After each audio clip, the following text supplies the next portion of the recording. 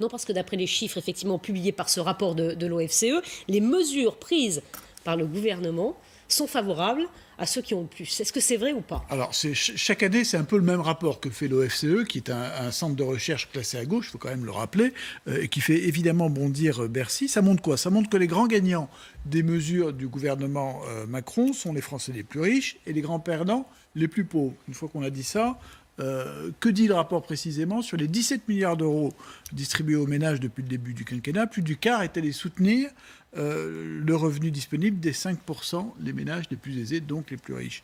Et les moins riches souffrent toujours, d'une certaine façon, de la diminution des APL ou de la réforme de l'assurance chômage. Voilà, alors, ça, c'est le PAF, quoi. C'est le PAF.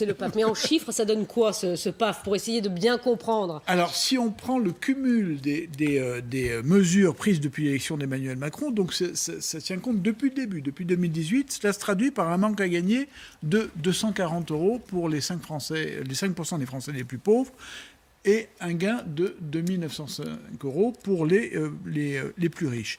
À l'OFCE, on note quand même que toutes les mesures prises depuis la crise des Gilets jaunes, surtout la baisse de l'impôt sur le revenu, sont en train de rééquilibrer les comptes, mais ça n'est pas encore suffisant pour totalement rééquilibrer.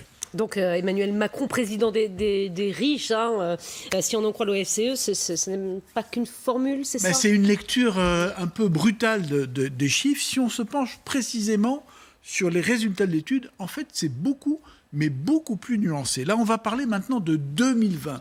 Toutes les mesures qui ont été prises au moment de la crise des Gilets jaunes, et on va parler du revenu disponible, c'est ce qui reste à la fin du mois. Premier constat, pour les 5% les plus pauvres, c'est un revenu...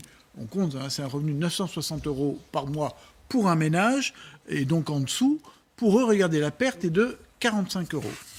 Deuxième constat, plus on rentre dans la classe moyenne, plus les revenus disponibles s'améliorent, grâce notamment à la baisse de l'impôt sur le revenu, la taxe d'habitation, les heures sup défiscalisées. Regardez, pour un ménage qui gagne 2 615 euros, on est pile au milieu là, de l'échelle, le gain il est de 350 euros.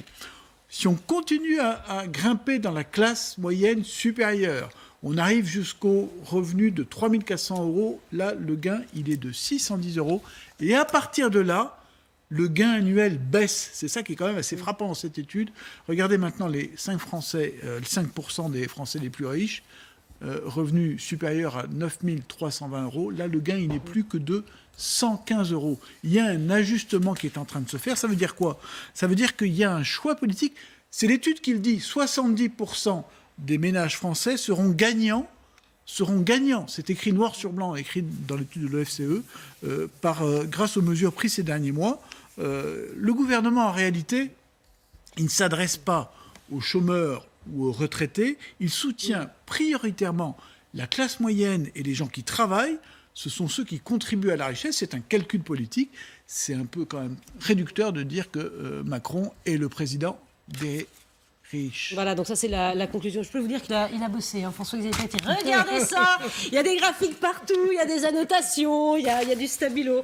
Oui, c'est l'étude, elle est là. C'est l'étude, elle est là, effectivement. Et Mathieu Plane, l'auteur de l'étude, sera là tout à l'heure à 8h20. Ce sera le thème de notre débat, justement. Emmanuel Macron est-il le président des riches? Voilà que l'idée est relancée ce matin. Le temps, ce qui est sûr, c'est